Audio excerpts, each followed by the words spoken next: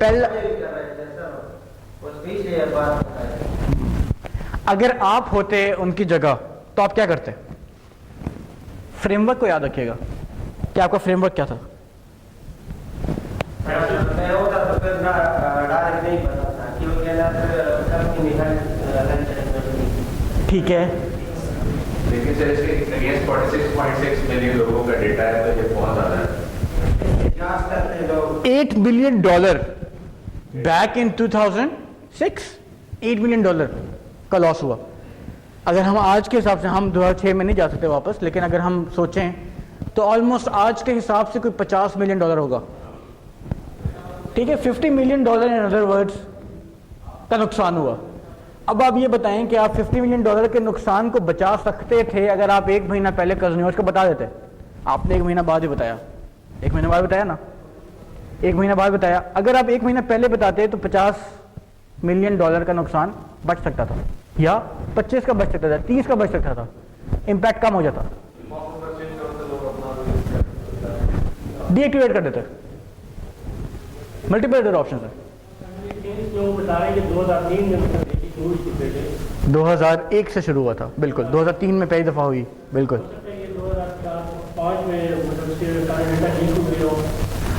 Okay, सो वो कह रहे हैं कि इंट्रूजन वॉज डिस्कवर्ड इन दिसंबर 2006।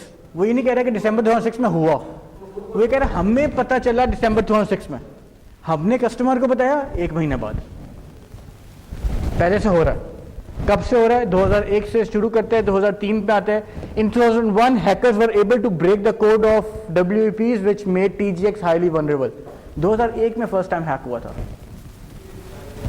यहां से समझ ये आ रही है कि कंपनी को पता है उसके मल्टीपल हैकिंग हो रही है उसके ऊपर, डेटा के ऊपर। कस्टमर्स को नहीं बता रहा, वो कस्टमर डेटा फिर भी इकट्ठा किया जा रहा है। कंपनी को तो पता, ठीक है, कस्टमर कम हो रहे हैं।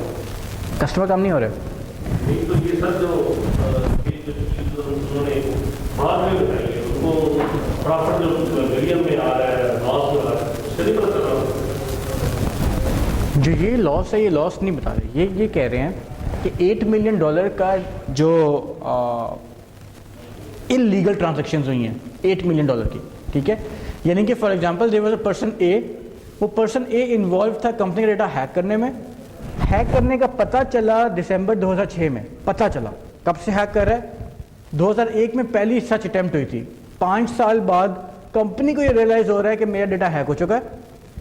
1 महीने बाद वो कंज्यूमर को बता रहा है, और जिस टाइम तक वो कस्टमर को बताता है, उसकी जो इंक्वायरी चलती है 2007 पता चलता है, जब तक हमने कस्टमर को बताया था $8 मिलियन की इलीगल परचेसेस, अनऑथराइज परचेसेस हो चुकी हैं। ये दिस इज अ सिनेरियो। ठीक है, अब इसमें हम आगे चलते हैं।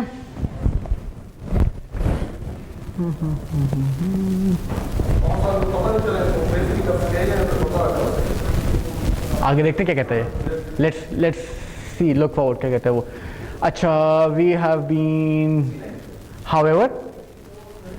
however TGX complied with law enforcement and kept the information confidential until it was told it could notify the public। TGX ने क्या किया? उसने अपना प्रोटोकॉल फॉलो किया। वो प्रोटोकॉल क्या था कि हम कॉन्फिडेंशियल रखेंगे अंटिल एक इंक्वायरी चलती है, इंक्वायरी के बाद हम बताएंगे पब्लिक को। ठीक है, retail companies such as TGX that use credit card processing are required to comply with the payment card industry data security standard।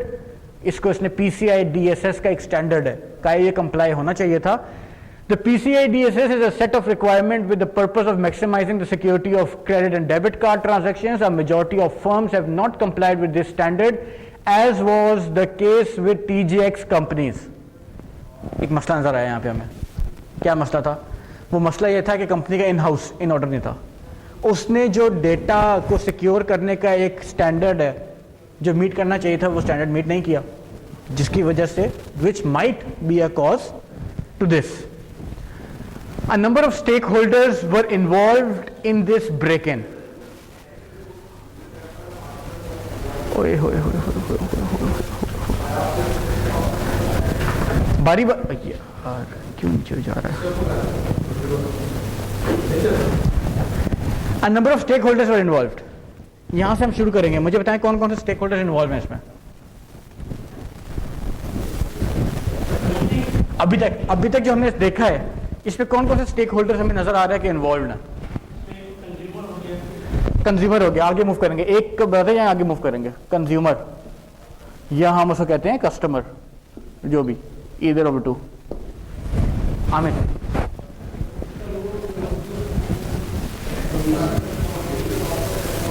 वो क्या हम स्टेक होल्डर क्या कैटेगराइज करते? सॉरी, कंपनी के ओनर क्या कहेंगे हम? स्पॉन्सर्स कह लें। ओके, स्पॉन्सर कह दिया। स्पॉन्सर कैसे स्टेक होल्डर है? कौन है और कैसे है, ये दो चीजें बताना है। कैसे हैं स्टेक होल्डर, स्पॉन्सर कैसे हैं स्टेक होल्डर? इस केस से स्टेक होल्डर कैसे हैं? इस केस से कैसे पता चलता है कि कंपनी ओनर स्टेक होल्डर है, स्पॉन्सर स्टेक होल्डर है? हो सकते हैं हो।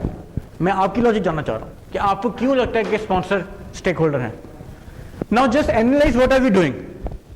मैं साथ साथ आपको वो एनालाइज कराना चाह रहा हूं। स्पॉन्सर ने पैसा लगाया है, अच्छा मैं उस पर रहता हूं। ये जो हम एक्सरसाइज कर रहे हैं, ये हम देख रहे हैं कौन रेलेवेंट स्टेक होल्डर हैं जो इस सिनेरियो में फिट इन कर रहे हैं। ठीक है, इसी की हमने थ्योरी पढ़ी थी पहले। क्या थ्योरी पढ़ी थी? कि हर सिनेरियो हर स्टेक होल्डर के ऊपर नहीं अप्लाई हो सकता। We need to identify who are the relevant stake holders, और हम उस स्टेक होल्डर के अंदर, फॉर एग्जांपल गवर्नमेंट कह रहे हैं, गवर्नमेंट के अंदर भी बाइफरकेट करेंगे।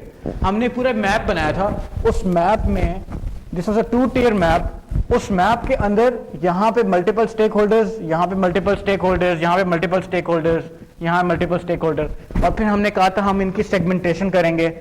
सेगमेंटेशन करने के बाद हम देखेंगे कि इनका सोल्यूशन क्या होना चाहिए, सेकेंडरी है, प्राइमरी है, किसको कैसे डील करना चाहिए। ठीक है, सॉरी आई डिपार्टमेंट भी आएगा, हम उस पर आते हैं। स्पॉन्सर आप कह रहे थे, स्पॉन्सर कैसे है? पैसा लगाया तो उससे क्या फर्क पड़ेगा? ये इंसिडेंट होने से स्पॉन्सर क्या फर्क पड़ेगा?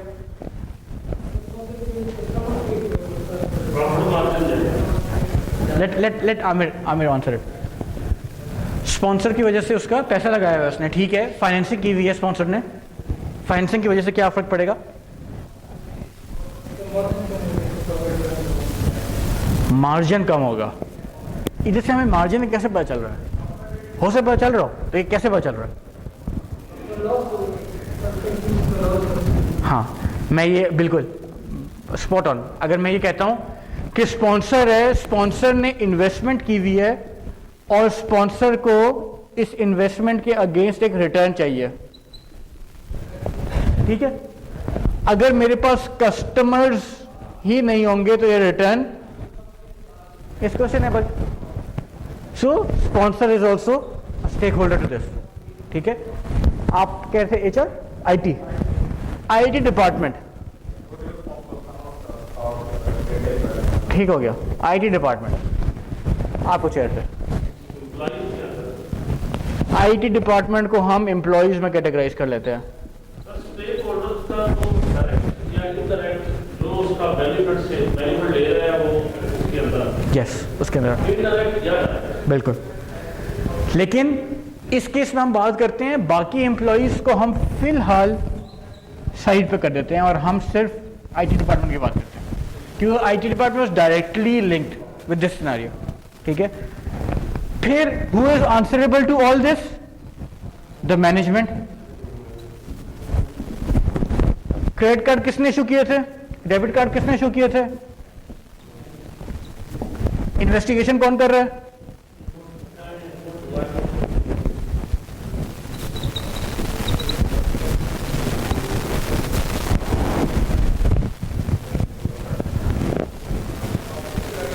ओके, और hacker can also be a stake holder.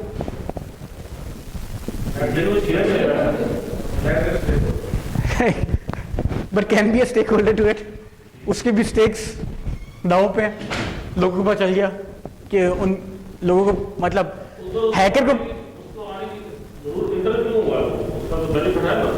Exactly, और उसके फ्यूचर बिजनेस के प्रॉस्पेक्ट्स जो है वो खत्म हो रहे हैं, ये भी उसका स्टेक हो सकता है।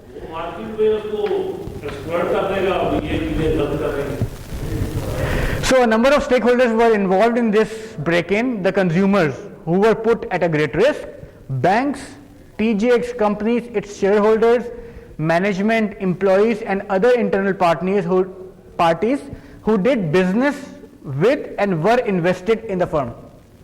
क्या मतलब हुआ? Suppliers, distributors, shareholders को स्पॉन्सर्स कह दिया, स्पॉन्सर शेयरहोल्डर्स. ठीक है, सो शेयरहोल्डर ये अमूमन स्टेक होल्डर से. अच्छा, आप में से क्विज में एक बड़े मजे का मुझे जवाब मिला. स्टेक होल्डर, शेयर होल्डर को डिफाइन करना था. उसकी डेफिनेशन बताता है कोई? क्या होते हैं शेयर होल्डर, क्या होता है?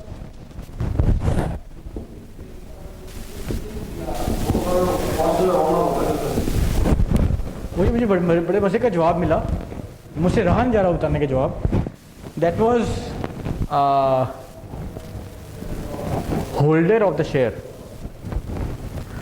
Share holder is holder of the share. आप शायद जिसने भी शायद आप में से यहाँ होंगे वो नहीं होंगे यहाँ पे. मैं नाम इसलिए ले रहा क्योंकि obviously should not be disclose. ये बात इसलिए मैंने की है कि एटलीस्ट इतना तो पढ़ लिया करें, इतनी स्टडी कर लिया करें कि आपको पता हो क्या चीज़ क्या है. हम शेयर होल्डर क्या होता है, स्टेक होल्डर क्या होता है, दिस वाज इन लेक्चर 1. हमने 2 राउंड्स में शेयर होल्डर स्टेक होल्डर की बात हो रही थी, उसमें डिटेल डिस्कस किया था. शेयर होल्डर कौन होता है, स्टेक होल्डर कौन होता है, क्या शेयर होल्डर स्टेक होल्डर होता है, क्या स्टेक होल्डर शेयर होल्डर होता है. इस पर मल्टीपल डिस्कशन की थी. सबसेट कौन है, सुपरसेट कौन है. ठीक है, तो एटलीस्ट स्टडी किया करें. खुद से स्टडी नहीं भी करते, लेक्चर्स एक दफ़ा सुन लिया करें. ठीक है, और मैं आई वुड एडवाइज रीडिंग किया करें, रीडिंग लाजमी किया करें. सो कोई भी जो बिजनेस के साथ इन्वेस्टेड है, invested in the firm, then the credit card company, the law enforcement and justice systems, the public and other retail firms, the media, to name a few. ठीक है, so क्योंकि एक पब्लिक स्कैंडल है, media भी involve हो गई. Other retail firms कैसे involve हुई? एनीवन? अदर रिटेल फर्म्स कैसे बनी स्टेक होल्डर?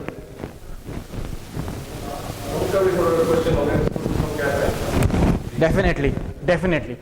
फॉर एग्जाम्पल मैं कहता हूं, मैं वेबसाइट पे गया, मैं एक वेबसाइट पे मैंने ट्रांजैक्शन की, वो ट्रांजैक्शन की वजह से मेरा डेटा हैक हो गया. क्या मैं दोबारा जाके ई कॉमर्स की ट्रांजैक्शन करूंगा? नहीं करूंगा. तो जो बाकी जितने ई कॉमर्स के प्लेटफॉर्म्स थे उनके लिए भी वो चीज़ क्वेश्चनेबल बन गई, क्योंकि मेरा एक्सपीरियंस एक के साथ अच्छा नहीं गया तो मैंने बाकियों को स्टीरियोटाइप कर दिया उसके against. So this is how other retail firms are a stake holder to it. क्योंकि कोई एक कंपनी के साथ इतना बड़ा scandal, largest scandal in the history of US until then, 2007 तक उसने बात की है, 2007 का केस स्टडी है ये. तो उसने कहा उस दिन के हिसाब से या उस ड्यूरेशन में जो लार्जेस्ट स्कैंडल $8 मिलियन का स्कैंडल, क्रेडिट कार्ड स्कैंडल. ठीक है, डेटा थेफ्ट का. तो जाहिर सी बात है जितनी रिटेल इंडस्ट्री है जो कि credit card debit card data collect कर रही होती है, उसकी बेस पे ट्रांजेक्शन हो रही होती हैं, उसके लिए दिस वाज मतलब कस्टमर कॉन्फिडेंस जो है वो शेक हो गया था. तो they were a stake holder to it. CEO Carl Meyrowitz, good name, took an active role in informing the public in statements on the company's websites and through the media about the company's responsibility and obligation to its stakeholder during and after the investigation.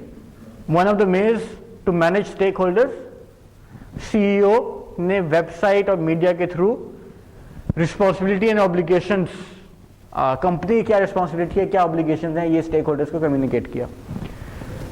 TGX also contacted various agencies to help with the investigation. A website and hotline were established to answer customer question and concern. Another stakeholder management technique जो उन्होंने लगाई, क्या लगाई? Website and hotline establish की. ठीक है, to answer customer questions and concerns. The intrusion cost TJX approximately $118 million in after-tax cash charges and $21 million in future charges. So, ठीक है ना? ओके, मैं बात कर रहा हूँ द इंट्रूजन कॉस्ट TGX, मतलब इस इंट्रूजन की वजह से TGX को जो नुकसान हुआ या जो TGX को पैसा पे करना पड़ा या उसके ऊपर जो बर्डन आया, दैट वाज अप्रोक्सीमेटली 118 मिलियन उस टाइम पे, 118 मिलियन के कैश चार्जेस एंड 21 मिलियन की फ्यूचर चार्जेस TJX पर अप्लाई किए गए। ठीक है, मतलब उसको क्या कॉस्ट पड़ी इसकी TJX को? 8 मिलियन वॉज जिसका डेटा जो पब्लिक का नुकसान हुआ था। पब्लिक के नुकसान होने की वजह से जो TJX को नुकसान हुआ या उसके ऊपर चार्जेस हुए या पेनल्टीज हुई, एलिगेशंस हुई, लॉ एंड ऑर्डर ने उसको सूट्स फाइल किए, उसमें जो उसको नुकसान हुआ या उसको कॉस्ट पे करनी पड़ी वो 118 मिलियन कैश चार्जेस, मतलब उस पर 118 मिलियन प्लस 21 मिलियन फ्यूचर में उसको चार्ज किया गया। फ्यूचर एलिगेशंस लग जाती है, फ्यूचर रिस्ट्रिक्शंस लग जाती हैं, फ्यूचर आप बिजनेस इस टर्म्स में नहीं कर सकते, that is also a charge to you. ठीक है, कि आपका एक तरह से इफेक्ट होती है, सेल्स इफेक्ट हो रही है, तो that is also the cost that the company has paid. So through TJX incurred substantial legal reimbursement and improvement costs, the company's pre-tax sales were not negatively affected. Sales during the second quarter of the fiscal year 2008 increased compared to second quarter sales from the fiscal year 2007. यानी कि 2008 में sales वापस की recover करना शुरू हो गई। At the end of 2007, TJX reached a settlement agreement with 6 banks and bankers association in response to a class action lawsuit against the company. ये क्या बात हो रही है? ये बात ये हो रही है कि डाटा किसका लीक हुआ था? कस्टमर्स का। कस्टमर किसके थे? कार्ड्स किसके थे? बैंक्स के। तो बैंक्स के कस्टमर का डाटा लीक होने की वजह से बैंक्स ने एक लॉसूट किया हुआ था। उस लॉसूट को 2007 में at the end of 2007 TJX reach a settlement agreement. एक सेटलमेंट एग्रीमेंट रीच हुआ उस लॉसूट के against 6 banks and banker association in response to a class action lawsuit against the company. In spring 2008, TJX settled in separate agreements with Visa 40.9 million with 80% acceptance, यानी कि 40.9 million पे out उसका visa को हुआ, and master card international a maximum $24 million with 90% minimum acceptance. So visa and master card are two of the service providers for debit card and credit card, world's largest service providers. उस time पे these were the only one of them, शायद PayPal enter हो चुका था। सो उनको भी अपने साथ वापस इंक्लूड करने के लिए उनसे क्या सेटलमेंट हुई, तो एक सेटलमेंट एग्रीमेंट उनके साथ ये किया उन्होंने। There was almost full acceptance of the alternate recovery officers by eligible master card accounts. Note that those issuer who accept the agreement and terms release and indemnify TJX and its acquiring banks on their claims and claims of their affiliated issuers and those of their sponsor issuer as MasterCard issuers related to the intrusion। यानी कि वो बंदा वो customer जो, क्योंकि customer का नुकसान हुआ था, तो वो कस्टमर जो इस एग्रीमेंट के अंदर आ रहे थे उन्होंने इंडेमनीफाई कर दिया था, उन्होंने माफ कर दिया था उन सब लोगों को। यार उन्होंने कहा था हमारा कोई क्लेम इन पे अब कोई क्लेम नहीं रहा on those banks, on those service providers and all those things. तो this is how they managed the stakeholder. एक इशू बन गया, उस इशू से कैसे निकलने की तरफ कैसे जा रहे थे वो। So that includes claim in putative class action in federal and Massachusetts state code. Court की क्लास है कि इस कोर्ट में क्या किस किस्म के उन्होंने क्लेम्स किस किस्म के हुए हुए थे उसको। So let's not get into those details, लेकिन एक प्रिलिमिनरी क्लेम जो कोर्ट में हुए हुए थे उन कोर्ट क्लेम को उन्होंने वापस ले लिया। Affected customers were reimbursed for costs such as replacing their driver license and other forms of identification and were offered vouchers at TJX store and free monitoring of their credit cards for 3 years।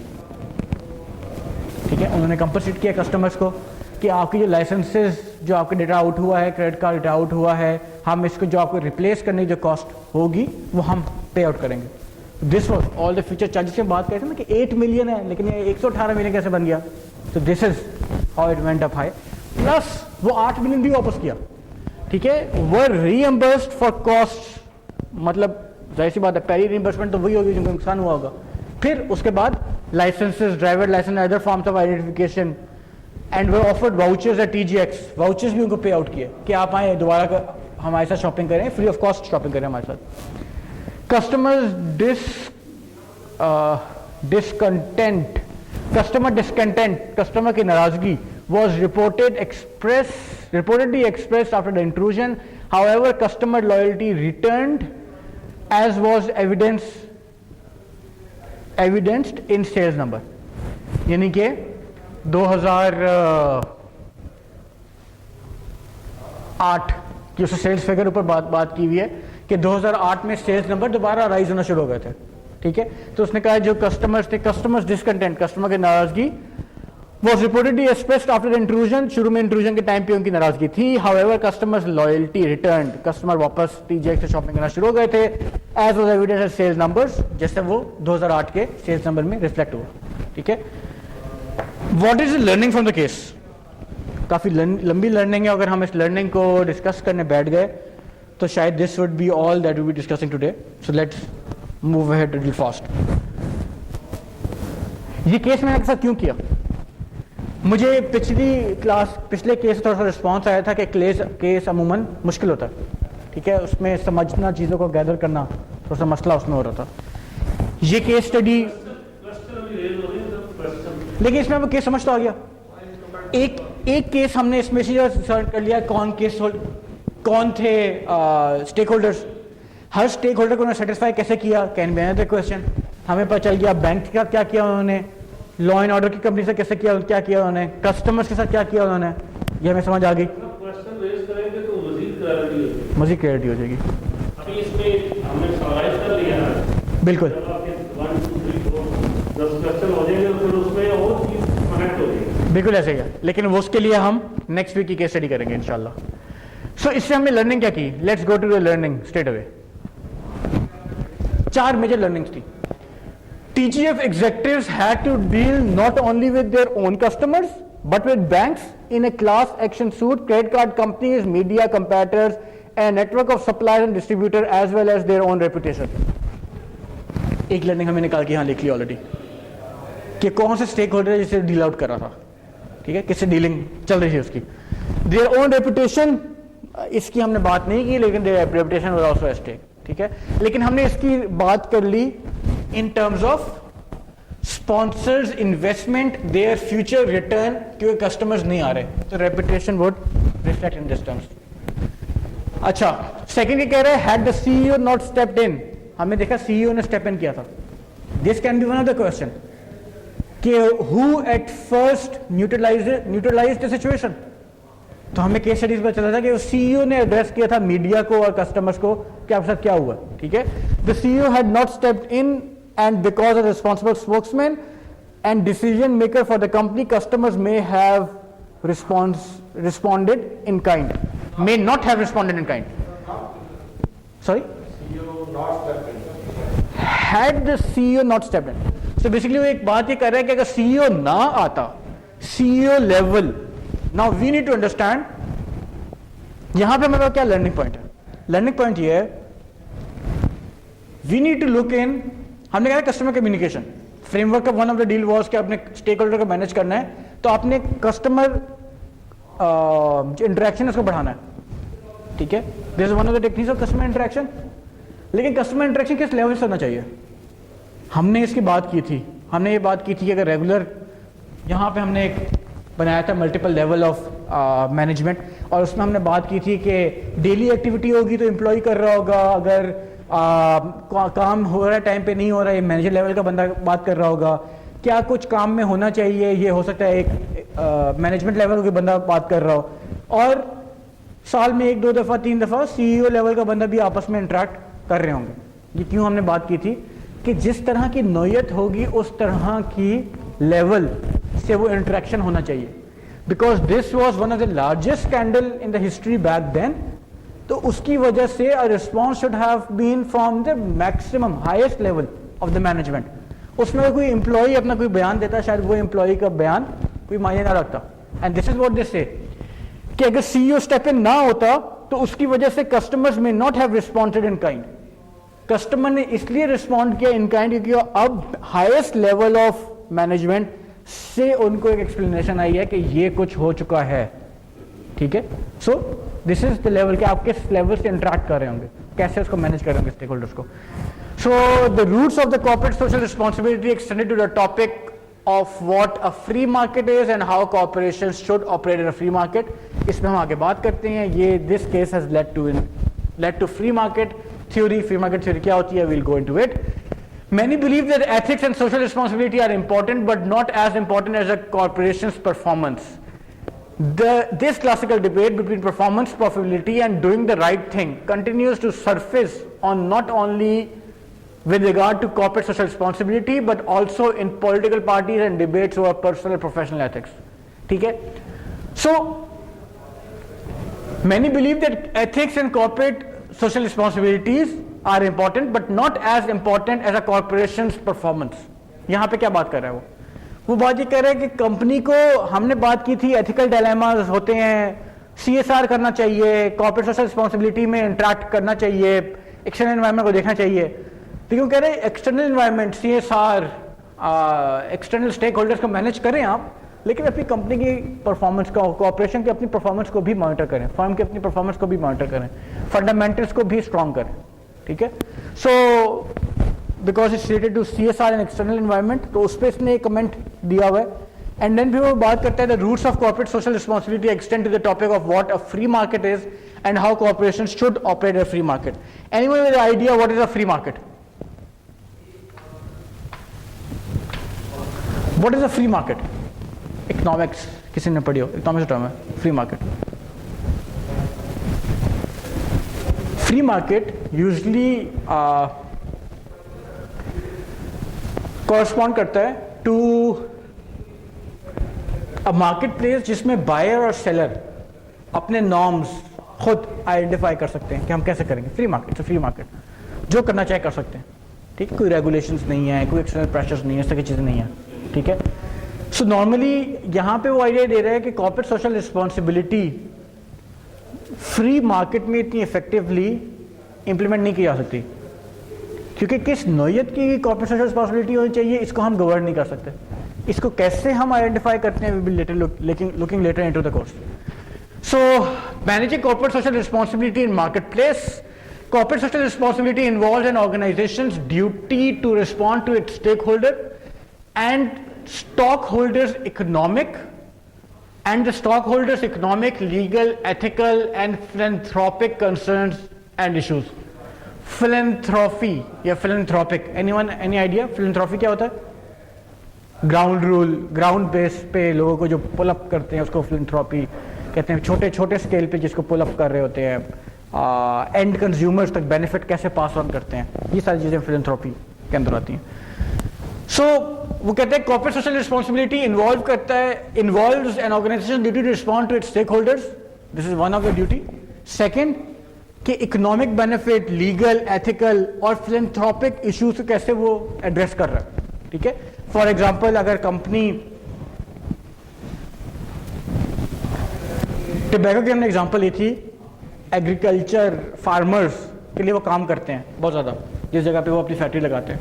This is one example of philanthropic concerns कि end consumer, end issuer, low cost जो बहुत ज़्यादा effect हो रहे हैं individuals, उनको कैसे relief किया जा सकता है, ठीक है। तो कहते हैं ये साथ इसमें लुक इन करता है। Then leaders in corporations who use a stake holder approach commit to serve broader goals in addition to economic and financial interest of those whom they serve, including the public, ठीक है।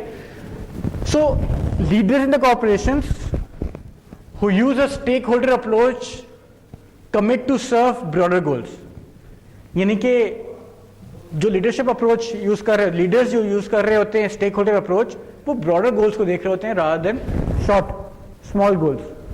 उसके बजाय उनका broader गोल पे emphasis होता है। क्यों होता है उनका एम्फोसिस? क्योंकि उन्होंने इकोनॉमिक और फाइनेंशियल इंटरेस्ट को देखना होता है of whom they serve, including the public, लेकिन एक्चुअली किसको सर्व कर रहे होते हैं वो? शेयर होल्डर को। तो the concept here comes in कि उन्होंने मैक्सिमाइज करनी होती है शेयर होल्डर वैल्यू लीडर्स ने, ठीक है, जिसकी वजह से अब हम डायलेमा की तरफ जा रहे हैं कि फ्री मार्केट प्लेस क्या डायलेमा है। हमने यहां पे देखा कि कॉर्पोरेट सोशल रिस्पॉन्सिबिलिटी कंपनी करती है, लेकिन कॉर्पोरेट सोशल रिस्पॉन्सिबिलिटी करने के साथ साथ जो लीडर्स होते हैं उनमें एक डायलेमा होता है। वो डायलेमा ये होता है कि उन्होंने मैक्सिमाइज करनी होती है इकोनॉमिक एंड फाइनेंशियल वैल्यू को मैक्सिमाइज करना होता है, ठीक है।